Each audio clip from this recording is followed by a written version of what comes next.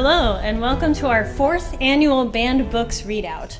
I'm Professor Virginia Shank with the English Department, and I'm hopefully very obviously, excited to be here with you today. Every year, the American Library Association promotes a Banned Books Week to draw attention to continued censorship within American society and to promote the very fine books that have been pulled from classrooms and library shelves across the country or censored before being given to students.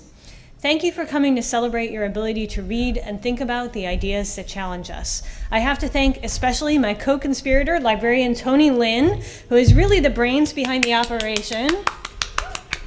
Thank you. And thanks also to my colleagues who offered help with setup, to Audrey Lim, who was the creative mind behind the photo booth and helped put it together. So we invite you to come up and get your picture, actually stand with our banned books, and get your photo in the photo booth when you have a chance. And I'd also like to thank Elevate AAPI for sponsoring our snacks. So, is Katria still here? There she is. Okay, great. So now a word from our sponsor, thanks to Katria Lee. Hi, my name is Katria Lee, and I'm a staff member at Elevate API at the Canopy, and we're just really excited to be here and really excited to promote this event.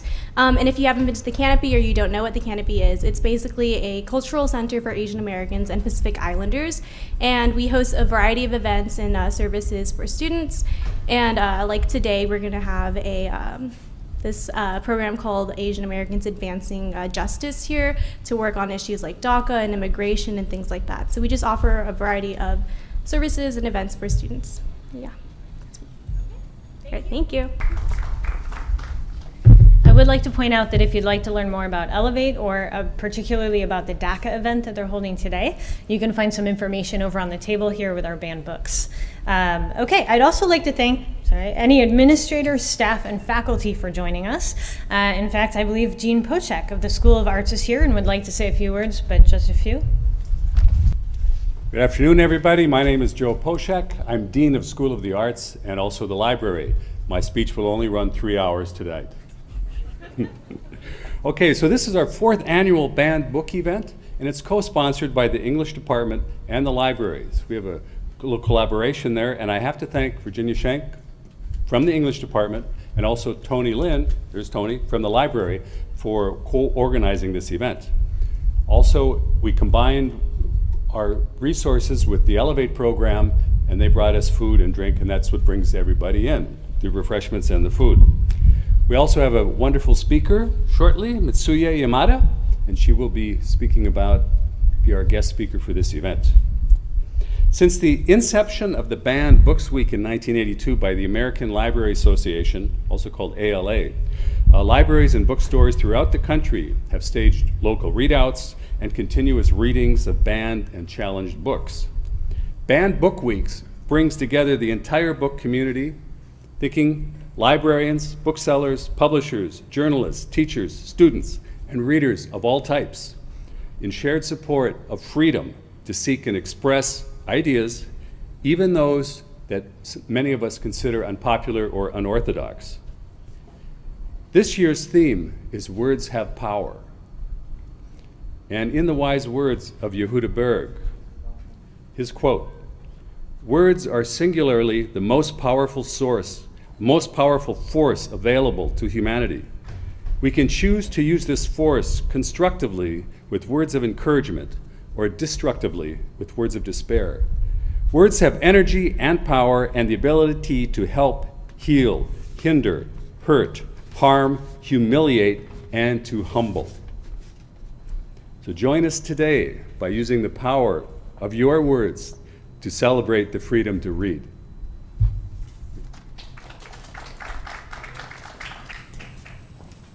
Okay, so this year, for the first time ever, we're not only lucky enough to have all of you as readers, but we have the absolute honor of welcoming our first ever speaker for the event, the writer, activist, and teacher, Mitsuya Yamada. Mitsuya Yamada is probably best known for her collection Camp Notes and Other Poems, which helps record her time in the Minidoka Relocation Center in Idaho during World War II after her father was wrongfully accused of being a spy. She is also the author of Desert Run, Poems and Stories, and Teaching Human Rights Awareness Through Poetry, the co-author of 3 Asian American writers speak out on feminism, and co-editor of Sowing Tea Leaves, writing by multicultural women. She was a professor of English at Cypress College in Seattle, Washington, and has taught writing classes at UCI and many other fantastic schools. She not only writes about human rights and experiences, but helps foster them through her work with Amnesty International and has been involved with various other kinds of activism. While I'm not sure any of her books have been banned or challenged, not yet, she is exactly the sort of person who stands up for those who have been silenced and encourages them to find their voices. I can't help ending with these words from an interview collected in Contemporary Women's Writing from Mitsuye. You should not be invisible. You should stand up and be counted. I hope you'll join me in welcoming an amazing author, activist, and teacher, Mitsuye Yamada.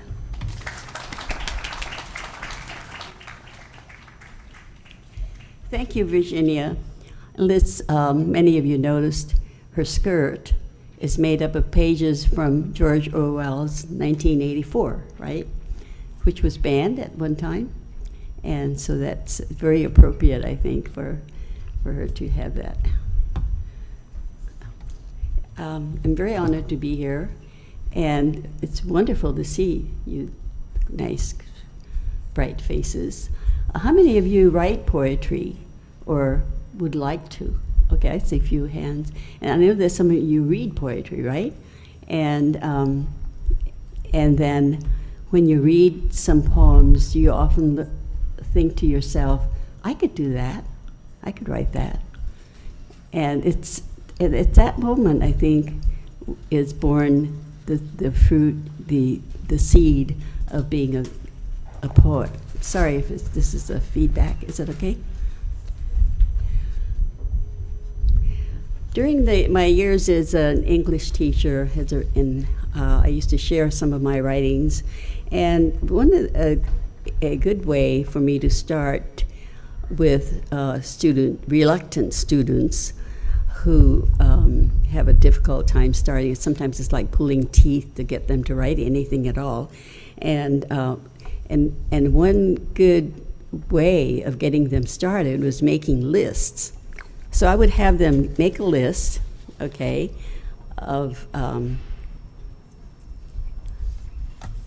they say, well, think of all the things that you hate doing. And so, that's a very good, or think of all the things that you love doing, or like cooking spaghetti sauce, writing mystery stories, singing in the shower, and so forth. So write as quickly as possible. So you write all this, and then after the student is finished, they would get up and read it, and then we would put, and I said, okay, the title of your poem is Self-Portrait, and that turns out to be quite well. And so the following is a list of items that my mother said that her grandmother used to have a collection of very odd items in the low drawer that told you something about her. So the title of the poem is Great Grandmama. Great Grandmama's savings in box dividers, colored stones, yellowed yarns, pine cones, fabric scraps, brown bags pressed, dried seaweeds, dried parched persimmons, bitter melon seeds, powdery green tea leaves. Life's allotment, she'd say, when used up, time to die. So she had this theory that each of us are born with a finite amount of material goods assigned to us, and that if you waste it and use it up too fast, you're going to die young. And that used to be kind of, well, that's kind of, it could just stick in the back of my mind. So before I have doing my homework assignment in front of my mother, and I would write a sentence, and instead of crossing it out, I'd try to think about crumpling it up and throwing it away, and then I would have to think twice before I did that. And the important thing for an aspiring poet, like some of you, is to develop a sensitive ear. And when you listen to people talking, you listen to the way that they are talking as much as what they are saying. And so I once made this assignment to my students, and I decided, well, I think I'm going to respond to my own assignment and see if I can do it myself. And so I wrote a short poem. The following is a very short poem that offers a description offers no description, with only the bare bones of the words of the speaker. And the word, my parents, I remember that when I was quite young, I began to notice that my parents were having a few problems. And although they always quarreled behind closed doors, I would listen to my mother's many complaints about my dad's inattention and so on. And so this is a poem that I wrote when I talked to my dad. I said, "Don't, after 20 years, you know, she is leaving you. Stop and listen to her. You must listen to her." He said, "But I did. I called her in here. I said to her, 'I hear you have something to say. What?' But she just stood there, dumb, looking out the window." So he just wasn't getting it, I guess.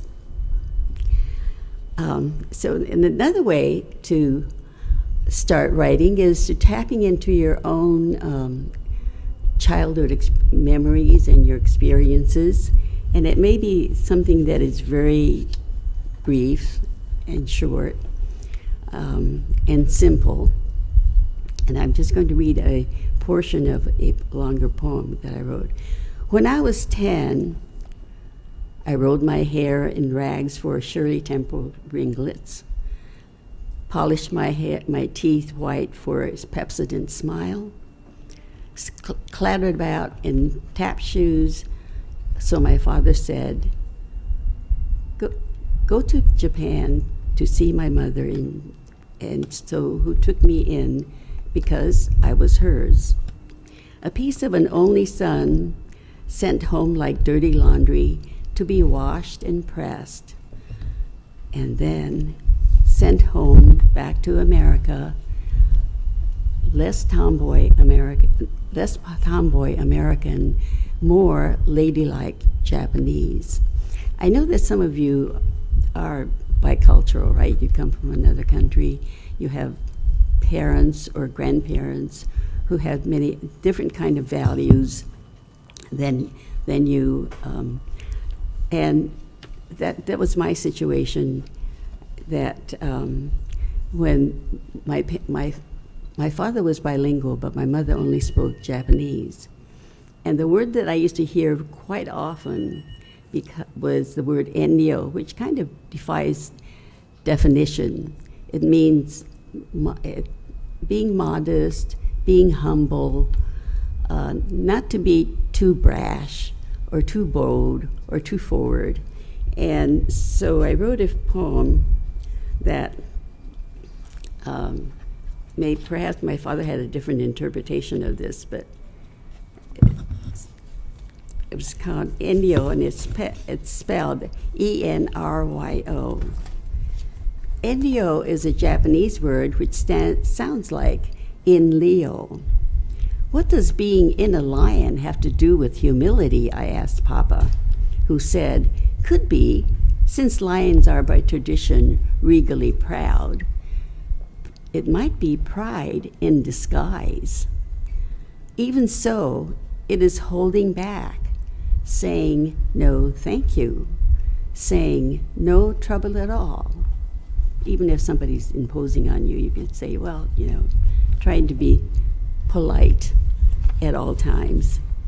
And I think that Japanese women were always told to be polite, to be seen and not heard, being very quiet.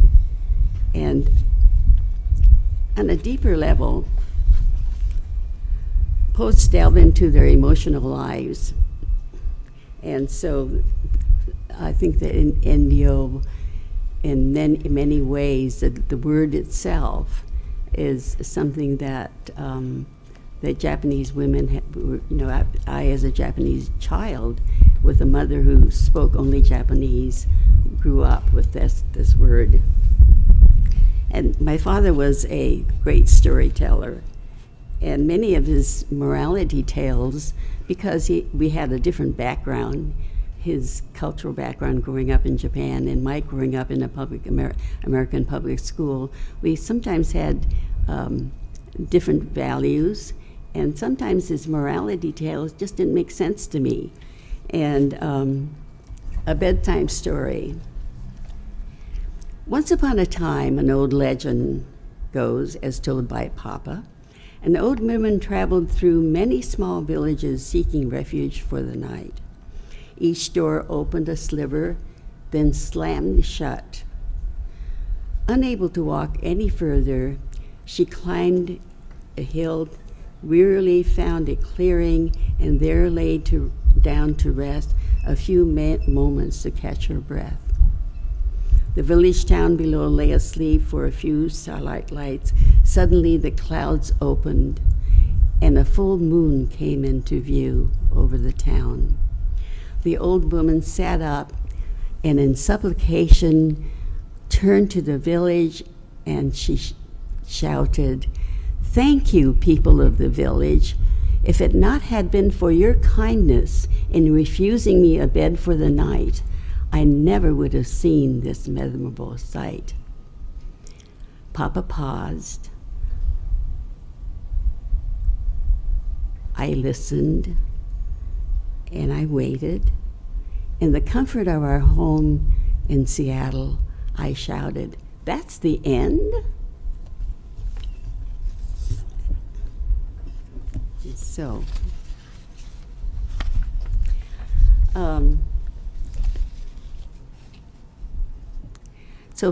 talking to my father was quite entertaining, but talking to my mother, and later on after I was married to my mother-in-law, I found that the Japanese women had many pent-up emotions that they never expressed or never told. And I remember sitting down with my mother-in-law and asking her and telling her, your son never talks about his parents or their background. I would like to know something about your early years in Hawaii. She lived in Hawaii most of her life. And so she was very reluctant at first. It was rather difficult. It was like prying the story out of her. And I said, she finally opened up, and when she finally did, there was this beautiful story that came out, and I wrote it.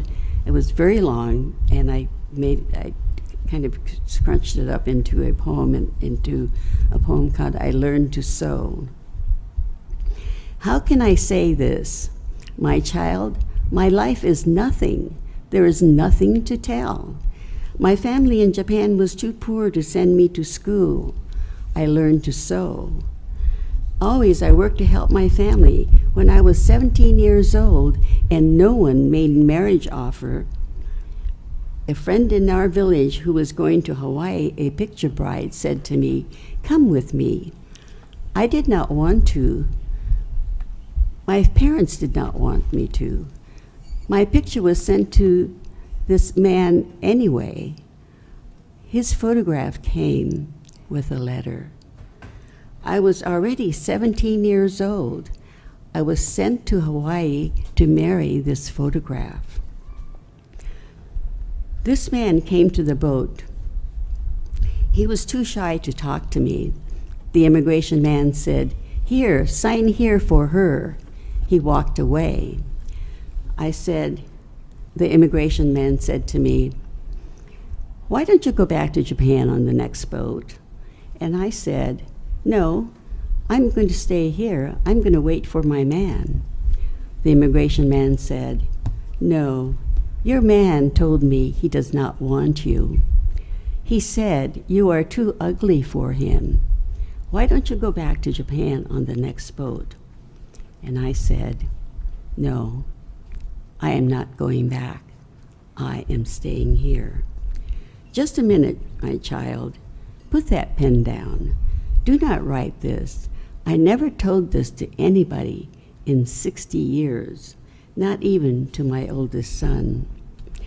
I sat in immigration for a long time.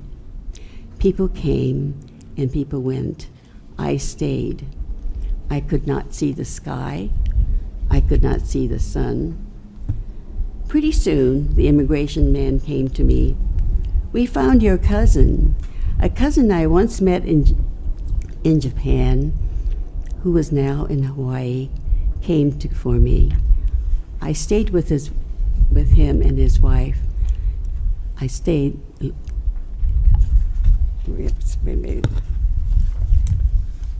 I did that for 1 year. My cousin found a husband for me. He was a merchant. He had a small store. My husband died after 3 sons. I took the cloth from the store, sewed pants and undergarments, put the garments on the wooden cart, owned with the baby on my back. I went from plantation to plantation. I was their only store. Sewed more garments at night. I did this for 5 years. Your father grew up to love study and books. My friends called him the professor. He was then 11 years old. I said to him, "You need a father." He said, "I want to go to college." I said, "I will marry any man you say. I will marry any man who will send you to college." One day, he came home and he said, "I went to a matchmaker. I found a husband for you.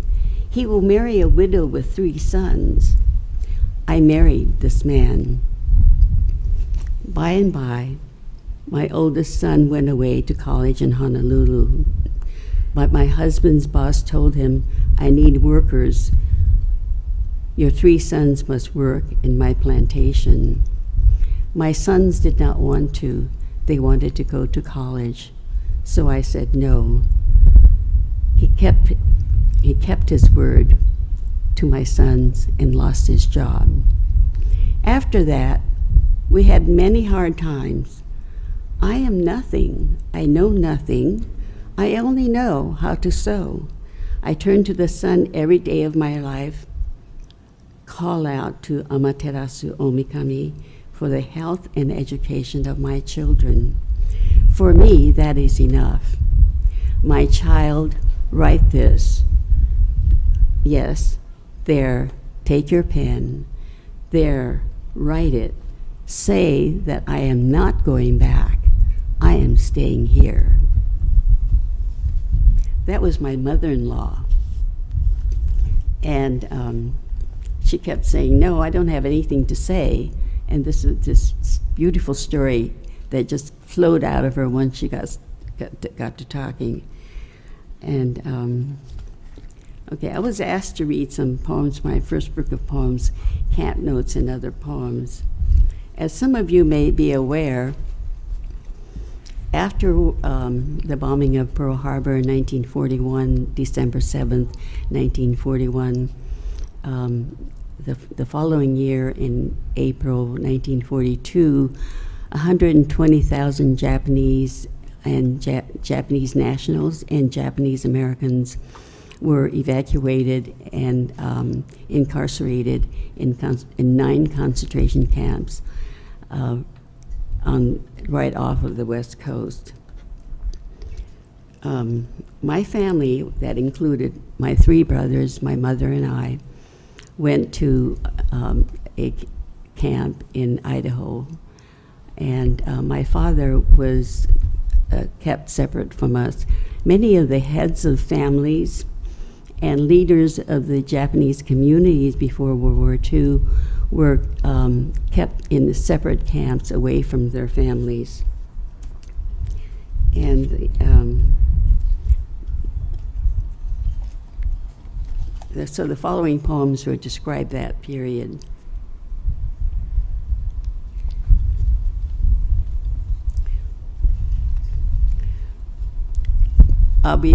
Initially, my family went to what they called was a temporary assembly center in Puyallup, Washington, and then we went to the more permanent camp in Idaho. The train stops the end of the tracks at the end of the tracks. Literally, the tracks simply sink into the Idaho sun, disappear. 1943, a sunny April day. Several hundred young and old women, men, and children from Seattle transported by train from the temporary assembly center at the Puyallup Fair. We were rickety bused further into the desert. All of us carry an assortment of bags, sacks, bundles, and babies in our arms. After 12 hours, we arrive at the gate in the fenced-in area. What we see before the shades of the bus window, rows of tar-papered barracks surrounded by barbed wire fences.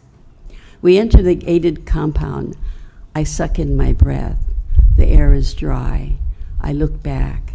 Outside the fences are blankets of low, round, gray sagebrush stretched out wide for miles and miles. And initially went to the Puyallup Fairgrounds, and I was a babysitter for my friend's 4-year-old child, and she said, I want to go and see the soldier boy over there. There was the young Army sergeant who was standing outside the gate of the camp. And so this is the title of this, and the name of the camp was ironically named Camp Harmony. And so the title of the poem is Harmony at the Fairgrounds. Why is a soldier boy in a cage like that? In the freedom of the child's universe, the uniformed guard stood trapped in his outside cage.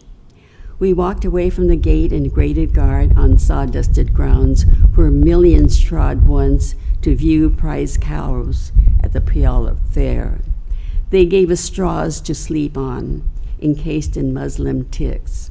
Some of us were stalled in grandstand seats, the egg with parallel lines. Lines formed for food, lines for showers, lines for the John, lines for shots.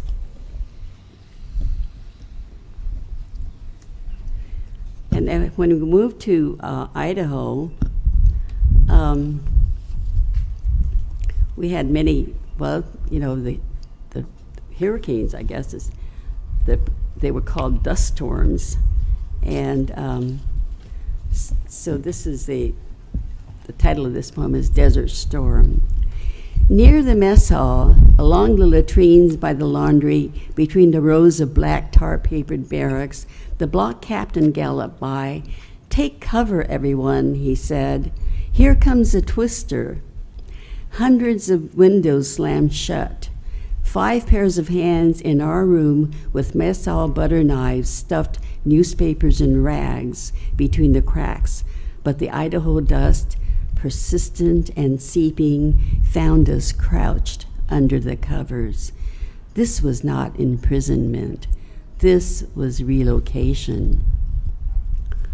Yet the action was euphemistically called relocation.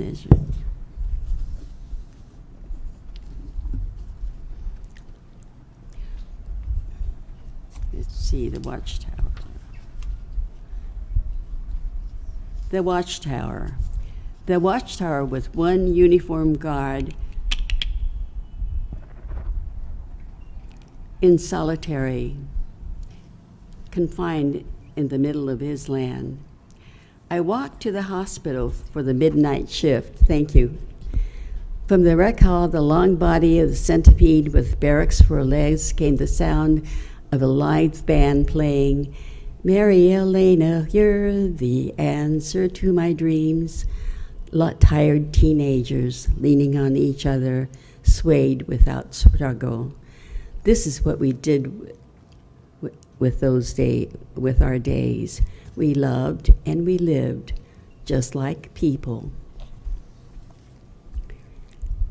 After a year and a half, I left the camp and to go to University of Cincinnati. We were not permitted to move east, and so I had to move west, and so I moved east towards Ohio, and then later on to New York. And the title of this poem is A Night Before Goodbye. Mama is mending my underwear while my brothers sleep. Her husband taken away by the FBI. One son lured away by the army. Now another son and daughter lusting for the free world outside. She must let go. The war goes on. Squinting in the dim light in room C, barrack 4, block 4, she whispers, remember, keep your underwear in good repair. In case of accident, don't bring shame on us. Now, that's the standard kind of worry that parents have, that mothers have about. So for a number of years, I tried to put these experiences behind me and get on with my life. And so I went to college, I worked, I got married, and so forth. But became maybe about 30 some years later, became aware that at some point of the personal cost of not speaking out. And I'm not sure what year.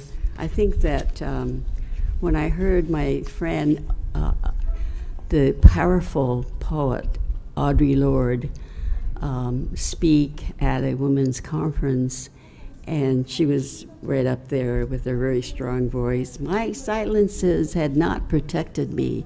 And I just thought that line was wonderful, so I stole it from her.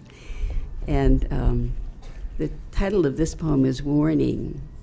The voice of my father came to me from the corner of his cell, marked Dangerous Enemy Alien. Do not sign your legal name to anything, he said, on petitions for any cause, in the street, at meetings or rallies, not on receipt for orders, special deliveries, or CODs. I was my father's daughter. I had followed his advice assiduously, never left my thumbprints anywhere, never gave my stamp of approval to anything, never cast my soul print in cement, never raised my voice on billboards, and one day disappeared anyway behind barbed wires. They put up a sign on buildings, telephone poles, and storefronts for all persons who never left a mark. My silences had not protected me. So it was after that that I came out as a poet, after breaking my long silence. And so I think that I wanted to leave some time for discussion if any of you have some things to share of your own lives. And I also wanted to read a poem, but let's see if I can find it in here. The last poem.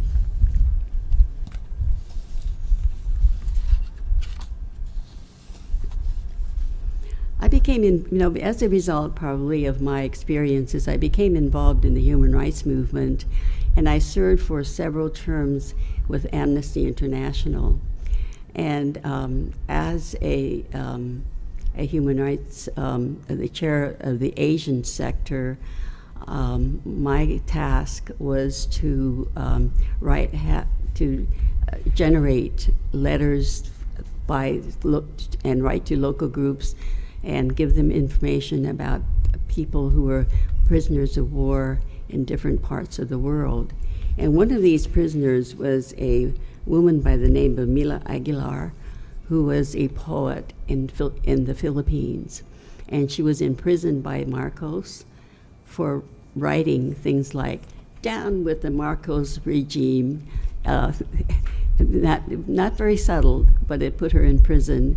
And so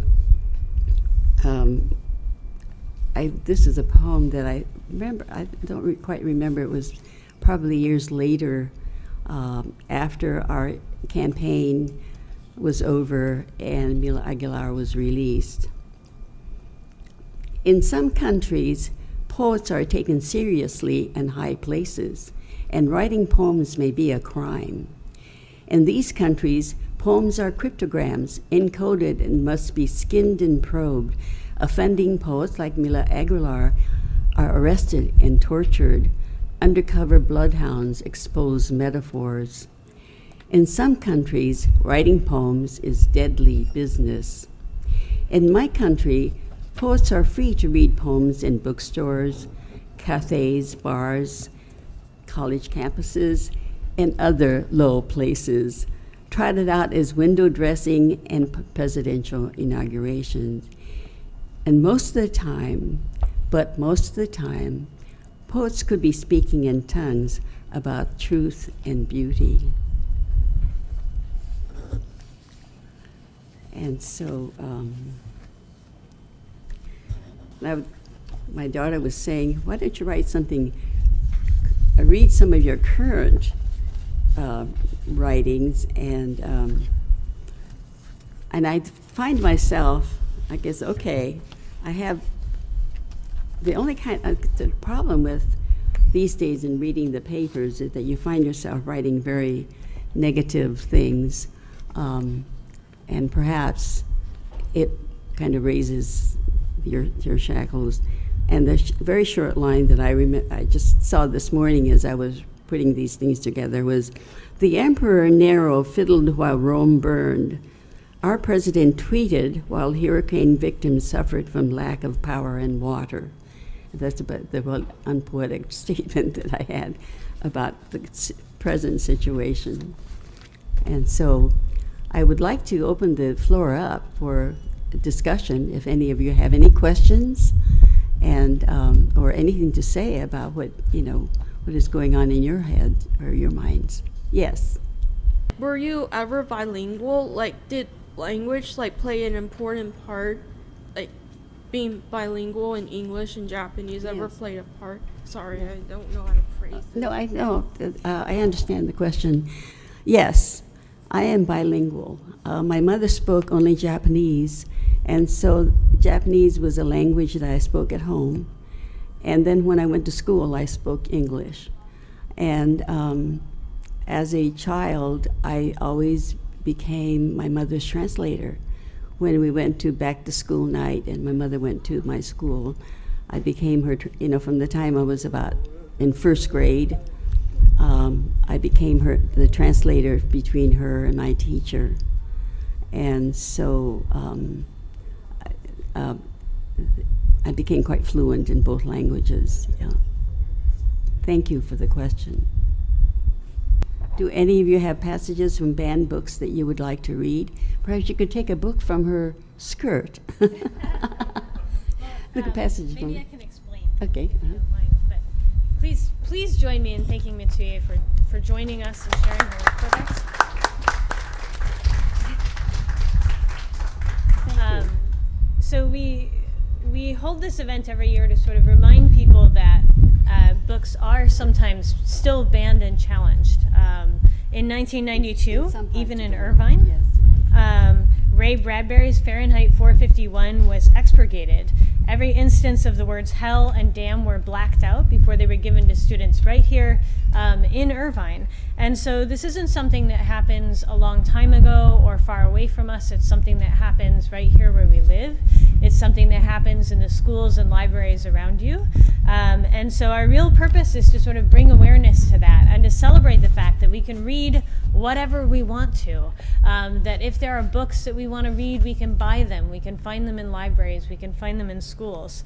Frighteningly, the issue has been increasing at the collegiate level. So in the early 90s, there were only a handful of challenge books that were pulled from libraries on college campuses. But in the 2000s, 5 times as many books were taken away from students. And we've seen this in a number of ways. What are the titles of those books? I'm sorry? What are the titles of those books? I don't have the list of those titles. So what we have today with us is a table full of banned books, and we have a number of passages up here. I believe some of you maybe have practiced some passages. So you're more than welcome to choose a book from the table. We've sort of wrapped them up to disguise them and sort of hide them from you, but they are yours to take home. We have buttons and bookmarks so that you can spread the word about it. And I basically just want to say, unless we are uncomfortable, we won't recognize the need to change and learn. Unless we are ashamed of the pain caused, we will not fix the problems. Unless we keep in mind the embarrassing elements of our past, we will only embarrass ourselves further. College students need these messages. High school students need them. The public needs them. And so we're inviting you to come up and share passages from banned books if you have them. We have a few up on the podium. My only favor that I have to beg of you is that if you do join us up here, when you step away to your right, if you could sign our media release form, giving us permission to use your images, we would appreciate it. But please join me one more time in thanking Mitsuya for joining us. And please come up to the podium and share your passages with us. Hi there. Yeah, okay. This is from Fahrenheit 451. Okay. Everyone must leave something behind when he dies. My grandfather said, a child or a book or a painting or a house or a wall built or a pair of shoes made or a planted garden. Something your hand touched, some way your soul has somewhere to go when you die. And when people look at the tree or that flower you planted, you're there. Or something, it doesn't matter what you do, he said. So long as you change something from the way it was before you touched it into something that's like you after you take your hands away. The difference between the man who cuts the lawn and the real gardener is in the touching, he said. The lawn cutter might just as well have not been there at all. The gardener will be there for a lifetime. Ray Bradbury, Fahrenheit 51.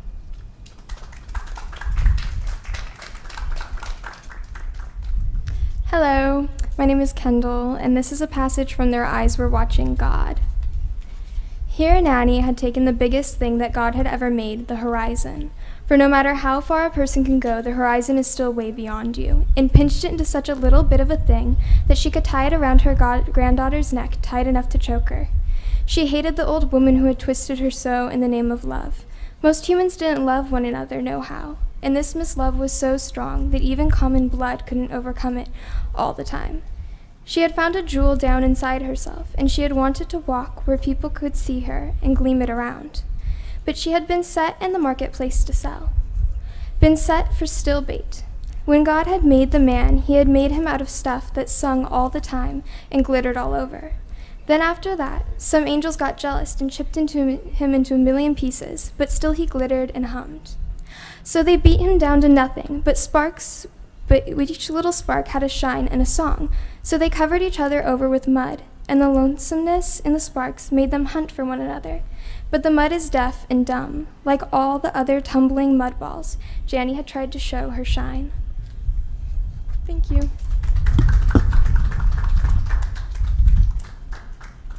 I do have 2 sets of passages. If anyone would like to peruse the passages while we read another one so that you can decide on one for yourself, I'm happy to pass them over. Takers. And I think our librarian, Tony Lynn, might have a passage for us. Everyone must leave something behind when he dies, my grandfather said. A child, or a book, or a painting, or a house, or a wall built, or a pair of shoes made, or a garden planted. Something your hand touched some way so your soul has somewhere to go when you die. And when people look at that tree or flower that you've planted, you're there. Okay. Apparently, I just really love the passages from Fahrenheit 451, so here's another one for you. You can't build a house without nails and wood. If you don't want a house built, hide the nails and wood. If you don't want a man unhappy politically, don't give him two sides to a question to worry him. Give him one. Better yet, give him none. Let him forget there is such a thing as war. If the government is inefficient, top-heavy, and tax-mad, better it be all those than that people worry over it. Peace, Montag. Give the people contests they win by remembering the words to popular songs, or the names of state capitals, or how much corn Iowa grew last year. Cram them full of non-combustible data. Chock them so damn full of facts they feel stuffed, but absolutely brilliant with information. Then they'll feel their thinking. They'll get a sense of motion without moving, and they'll be happy, because facts of that sort don't change. Don't give them any slippery stuff like philosophy or sociology or tie things up with. That way lies melancholy. Any man who can take a TV wall apart and put it back together again, and most men can nowadays, is happier than any man who tries to slide rule, measure, and equate the universe, which just won't be measured or equated without making man feel bestial and lonely. I know, I've tried. To hell with it. So bring on your clubs and parties, your acrobats and magicians, your daredevils, jet cars, motorcycle helicopters, your sex and heroin, more of everything to do with the automatic reflex. If the drama is bad, if the film says nothing, if the play is hollow, sting me with a theremin loudly. I'll think I'm responding to the play when it's only a tactile reaction to vibration. But I don't care. I just like solid entertainment.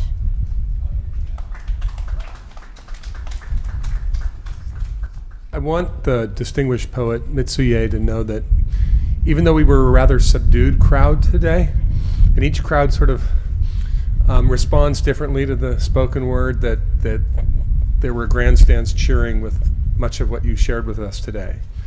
And one thing that you shared that really will resonate with me was this idea, this truth, that we are all finite, that we have a certain number of heartbeats, we have a certain amount of time here, and that everything we produce is part of our limited self. And so when you talked about how many of us just haphazardly draw a line through a sentence or crumble up a piece of paper of something that we've usually written that isn't very good, we think, and throw it away, that we are diminishing a part of our reserve.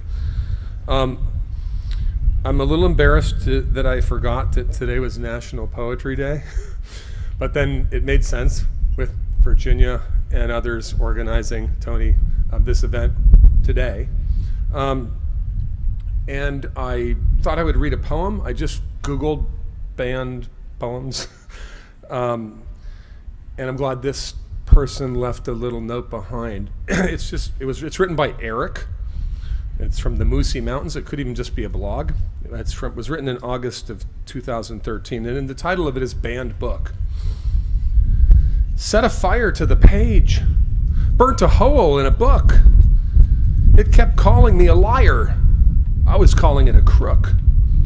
Words would float across my eyes. The paper cut my hands. I shouldn't even read this thing. It's from a section banned. Now I can go anywhere and see it for myself. But its spine just kept on tempting me to pluck it from the shelf. I could have chosen any one that aimed to please, but apparently I'm reading one that smells like gasoline.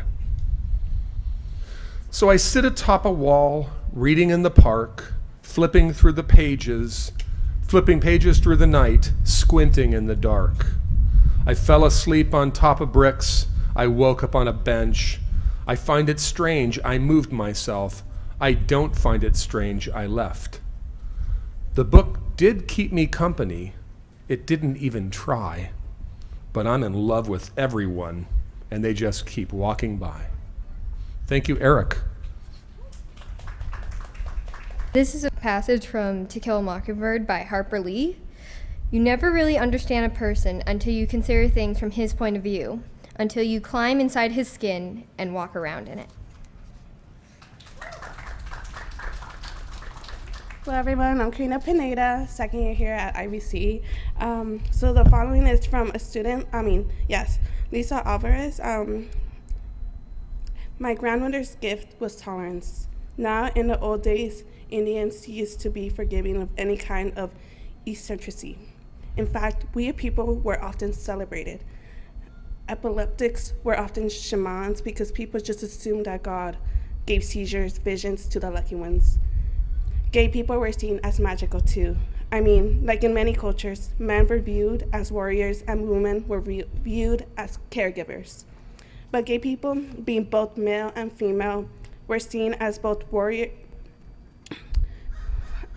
were both seen also as warriors and caregivers. Gay people could do anything. They were like Swiss Army knives. My grandmother had no use for all the gay bashing and homophobia in the world, especially among other Indians. Geez, she said, who cares if a man wants to marry another woman? All I want to know is who's going to pick up all the dirty socks. From Sherman Alexie, the absolutely true diary of a part-time Indian. Thank you. I did want to follow up, Mitsuye, on your invitation to ask another question. Clearly, you were born in the United States, were you not? Did I hear that correctly? So being born in Japan and living much of your life in the United States. Yeah, so you know, and you shared with us a bit of verse about the immigrant experience. I'm wondering if you have any thoughts about today's dreamers and about what it might be like for them to experience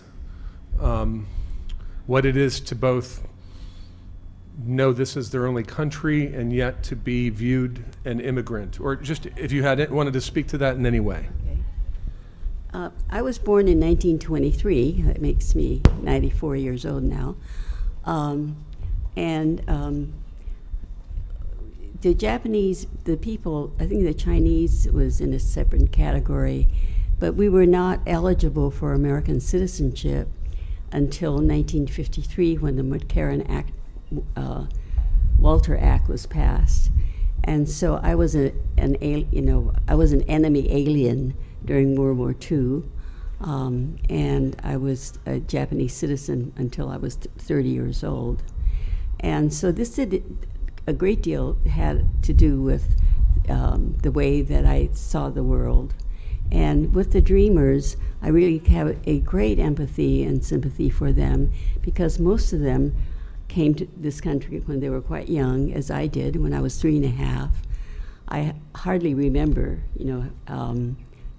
I kind of remember walking down the gangplank and coming in when I came to Seattle, but that was about it. And so that most of my memories are the early days in Seattle. However, I did grow up in a bilingual, bicultural family. And so some of the Dreamers, however, have been here most of their lives, and they hardly know anything about the so-called mother country where their parents come from. And they are to be, supported, I think.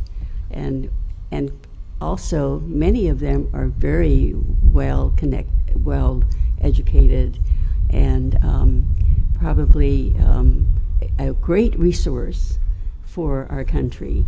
And I think there were about 80,000 of them, 800,000, 800,000, I think. And we are really throwing away a great resource of people who had been, highly educated people, as well as morally upright people, that we should support them in every way that we can. I just want to thank you all for joining us today, invite you to take more cookies and some beverages, and to pick up another banned book if you're interested, to read them, to share them, to celebrate the fact that we have that freedom and we have that power, and to protect that freedom and power.